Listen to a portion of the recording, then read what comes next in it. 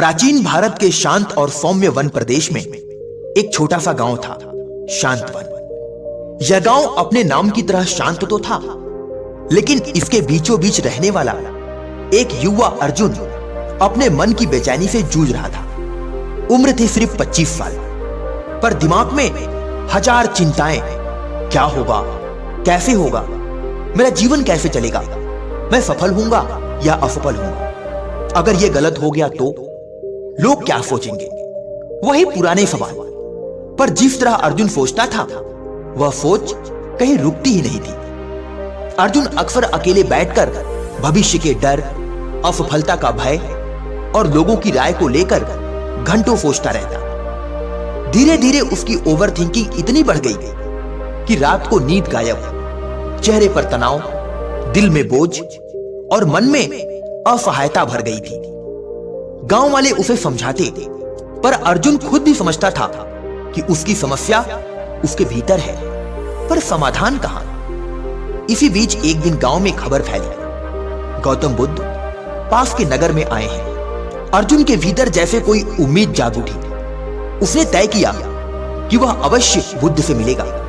शायद उसके मन की उलझन का कोई हल वहीं मिले। दोपहर का समय था। वृक्षों की छांव में बुद्ध शांति से बैठे थे। अर्जुन ने उनके चरण स्पर्श किए और बोला, भगवान, मेरा मन मेरा शत्रु बन गया है। मैं हर बात पर इतना सोचता हूं कि सोचना ही पीड़ा बन जाता है। मैं कैसे इस ओवर थिंकिंग से मुक्त हो सकता हूं। बुद्ध मुस्कुराए। उनकी मुस्कान में अद्भुत शांति थी, जैसे किसी ने मन का बोझ उठा लिया हो। उन्होंने अर्जुन को पास बैठने का संकेत दिया और बोले, मैं तुम्हें एक कहानी सुनाता हूं।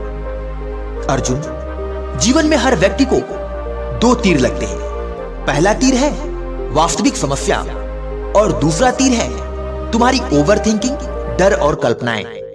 पहला तीर हम रोक नहीं सकते, पर दूसरा तीर हम खुद अपने ऊपर चला देते हैं। अर्जुन एकदम चुप हो गया।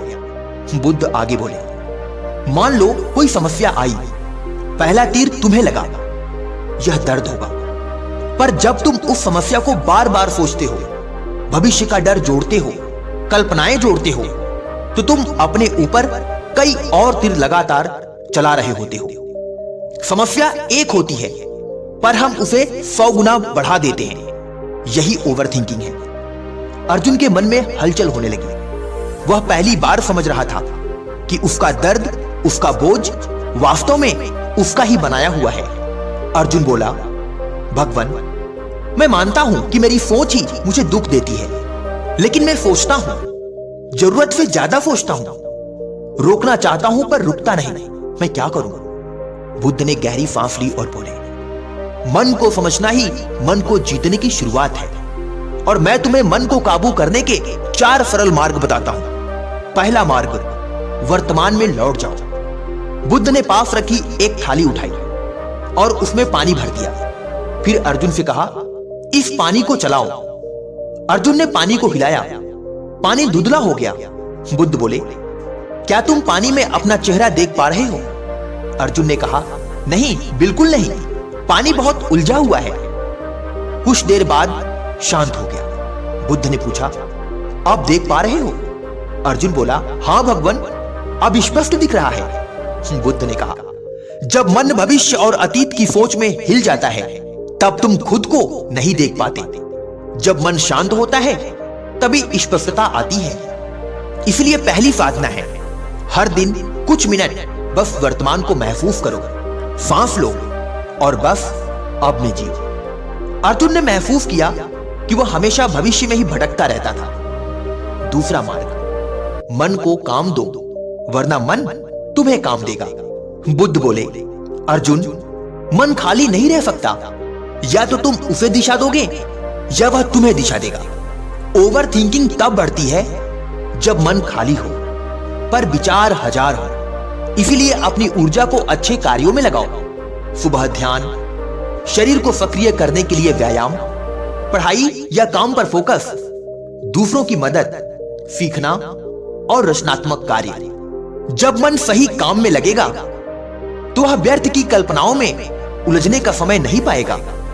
अर्जुन ने सोचा, सच में वह खाली बैठकर भी दिमाग को दौड़ाता रहता था। तीसरा मार्ग, जिन बातों पर नियंत्रण नहीं उन पर चिंता भी नहीं। बुद्ध ने एक लकड़ी उठाई और रेत पर एक गोल घेरा बनाया।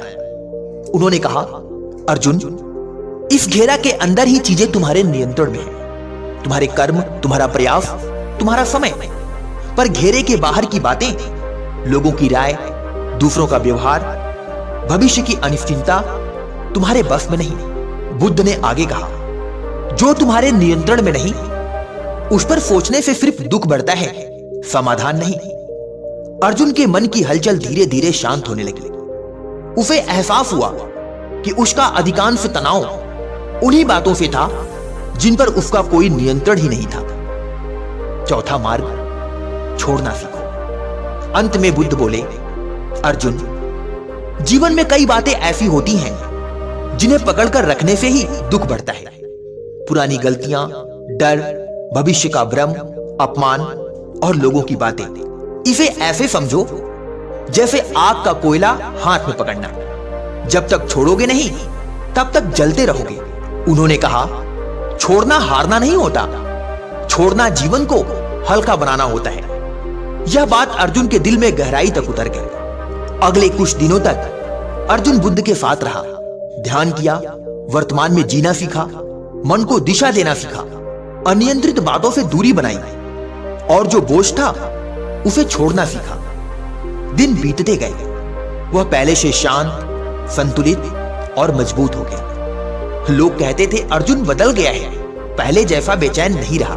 एक दिन उसने बुद्ध से कहा, भगवान, मेरा मन अब मेरा दुश्मन नहीं, मेरी शक्ति बन गया है। बुद्ध मुस्कुराए और बोले, मन को हराने वाले नहीं, मन को समझने वाले ही जीवन में शांति पाते हैं। अर्जुन ने भगवान बुद्ध को प्रणाम किया और शांत मन गांव लौट गया। पर इस बार वह अपने नाम की तरह शांत हो चुका था। प्रिय साथियों, आइए अब समझते हैं इस कहानी का सार क्या है। ओवर थिंकिंग तब बढ़ती है जब मन वर्तमान से भटकता है। मन खाली हो तो नकारात्मक विचार उसका घर बन जाते हैं। जिस पर नियंत्रण नहीं उस पर चिंता छोड़ दो और जीवन में आगे बढ़ने के लिए छोड़ना सीखो। जब मन शांत हो जाता है तभी जीवन सुंदर दिखाई देता है। आज की कहानी में बस इतना ही। मिलता हूं अगली वीडियो में एक नई कहानी के साथ। तब तक के लिए अपना ख्याल रखें। जय हिंद, वंदे मातरम।